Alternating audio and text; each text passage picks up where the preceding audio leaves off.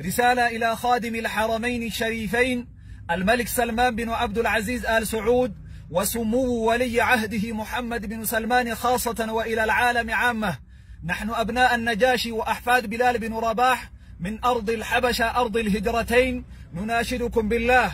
نناشدكم بالله، نناشدكم بالذي خلق السماوات والأرض، نناشدكم بالذي يعلم السر وأخفى، نناشدكم بالذي فلق الحب والنوى، نناشدكم بالذي أنزل القرآن على عبده بإطلاق سراح المسجونين الإثيوبيين من النساء والأطفال وكبار السجن في السعودية، والسماح لهم بالمغادرة إلى بلادهم لما فيهم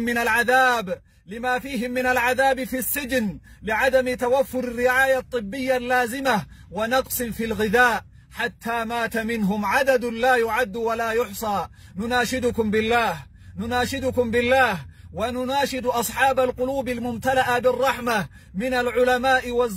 العلماء والوزراء والرؤساء بإطلاق سراح المسجونين الإثيوبيين، ونقول لكم: ارحموا من في الأرض يرحمكم من في السماء،